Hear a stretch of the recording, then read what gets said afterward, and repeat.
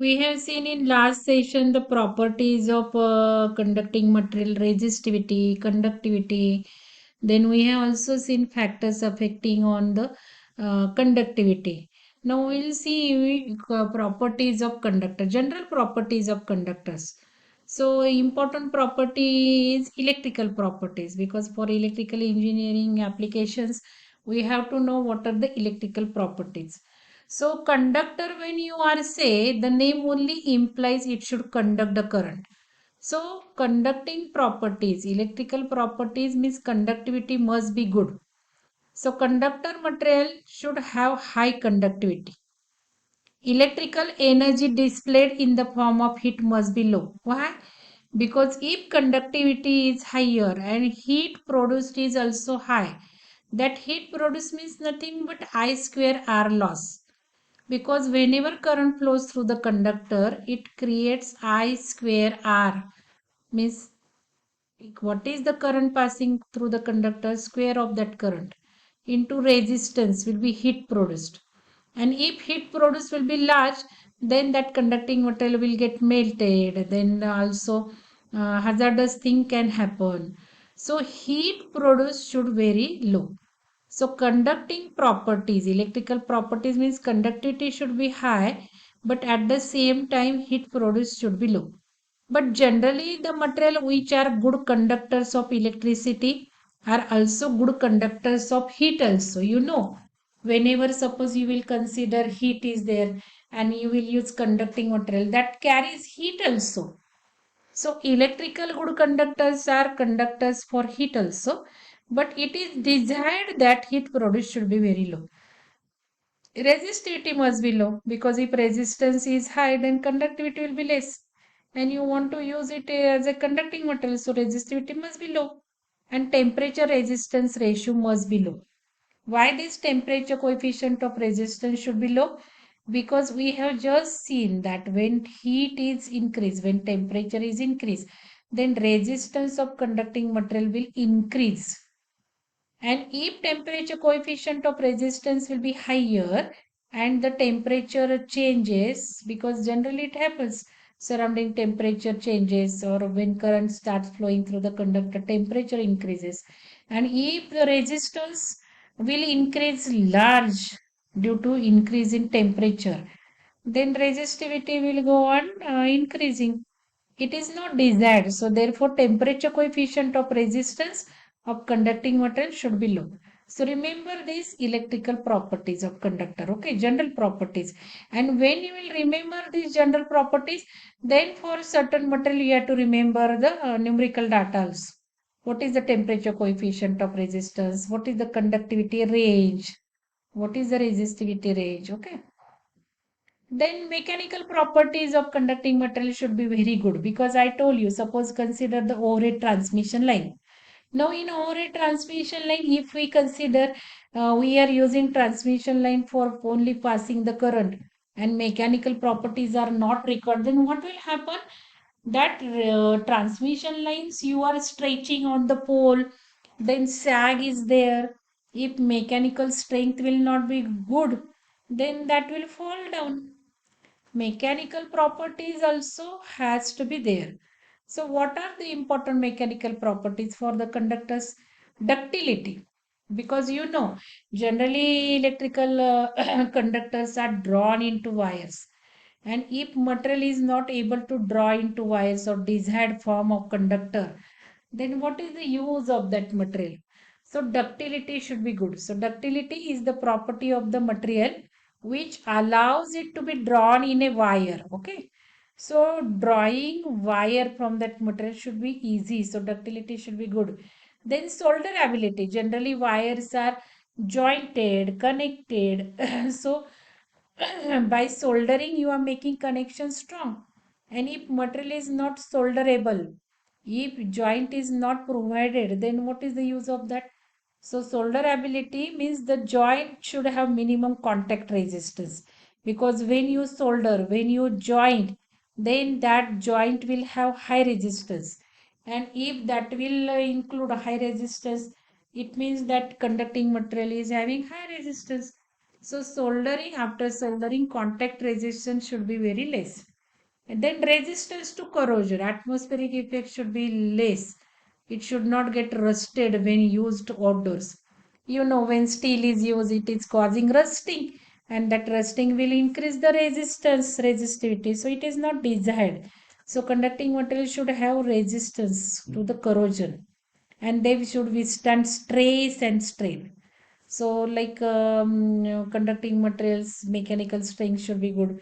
They should possess stress, they should bear stress and strain also. You know, the strain means you are just a rubber, you imagine a rubber and you are stretching it, means you are giving strain. And stress means suppose you are putting weight, then you are giving stress. So, it should withstand good stress and strain and easy to fabricate.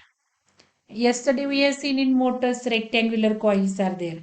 And how you will make a rectangular coil? So fabrication of the material, conducting material should be easy. So it should be easy to fabricate. So these are the mechanical properties.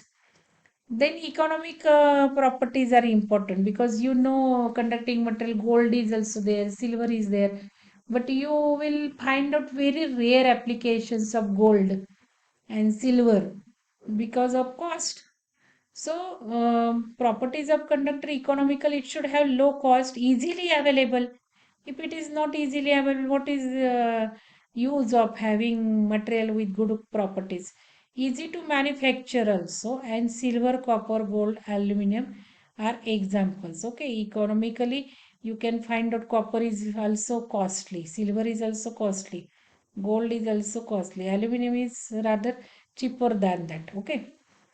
Now you can just consider different characteristics of good conductor material. If you will consider which is good conductor, characteristics of conducting material generally we have seen electrical, mechanical, economical. But when you will consider that it is a good conductor, so conducting material should have low resistivity so that desired power can be transmitted without much loss in the conductor. And the choice of conducting material depends upon following factors. Resistivity of the material should be very less. Then you can say it is a good conductor. Temperature coefficient of resistance should be less. Resistance against corrosion should be high. So you remember for good conductor which should be high and which should be low. Which property should have high and which property should be low. So resistance against corrosion should be less. Oxidation characteristics should be very less. Rare of soldering and welding. So soldering and welding ability should be good, and also contact resistance should be less. Ductility should be high. Material should be ductile, so ductility should be high. Mechanical strength should be high. Flexibility should be high because you just see flexible wires. Means you are using 20 strand wires generally in the lab, 1 by 18 or 1 by 20. So much thin wires it should be possible. So flexibility, bending and connecting, you are winding, you are making connections. So flexibility of that wire should be very good. Durability should be high, cost should be low, and resistance to chemical and weather should be high. So these are properties of the good conductor. Okay. Now high conducting material classification. Conducting materials will be also classified into different groups. Okay, so remember the groups and then you can just see what are the applications of the groups. So conducting materials, so different groups are high conducting materials, means low resistivity materials, and then medium resistive materials or high resistive materials. Okay, so high conducting materials must possess the following properties. They should have low resistivity. High conductive materials means low resistive materials, so they should have low resistivity. They should be having highest possible conductivity because high conducting means possible conductivity should be very high. Lowest temperature coefficient and sufficient mechanical strength and good rolling ability should be good, and rolling ability should be good, and then drawing ability for wire manufacturing means ductility should be good.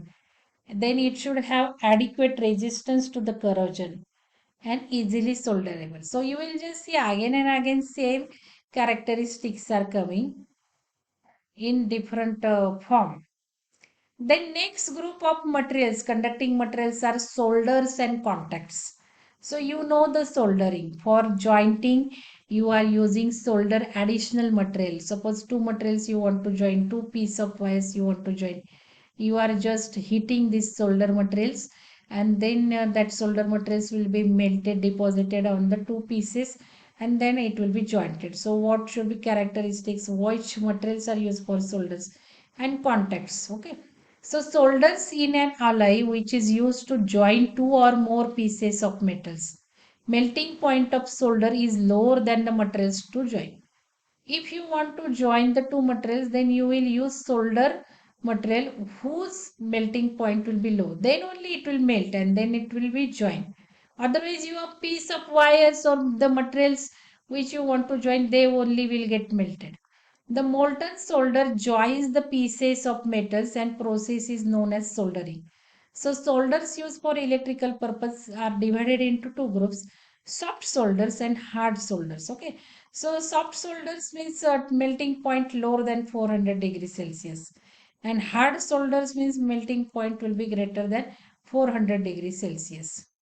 So what are the hard solders? Hard name only implies that it is hard, means you can just see it is an alloy of copper and zinc. And when it is soft, it is tin and lead. So you just remember this. Soft solder means alloy of tin and lead. Hard solders means alloy of copper and zinc. So it melts at a very high temperature. Hard solder name only implies it will melt at high temperature. Soft solder, it will melt at low temperature. So it melts at a very high temperature. It is used for joining brass, copper, iron and steel. So these are joining metals. If you want to join brass, copper, iron and steel, you will use hard solders. And there are two varieties of hard solder, namely brazing solder and silver solder. And soft solder composition mainly is 50% tin and 50% are lead, because we have seen soft means tin and lead. So the tin lead solders are used to join copper. So here is also copper, bronze, brass, no? Copper, brass, bronze, lead, tin, iron and zinc. So brazing is a soldering at higher temperature. The non-ferrous filler material is used and has a melting point less than the base. So filler material means, so actually solder material means nothing but it is the filler material and it is used to joining the metals, okay, which is has a melting point less than the base metals, because these soldering materials or filler materials has to have low melting point. The filler metal is distributed in the joint by capillary attraction. I will show you video in the next session, so you will understand it. Okay. So that is about the soft solder and hot solder. You can just solders, write down difference. So filler material is distributed in the joint by capillary attraction. So we'll just see in the video what is that capillary attraction. So solders and contacts. So contacts are used, means you know the contacts means what is the meaning. You are joining the two wires, so that is the contact.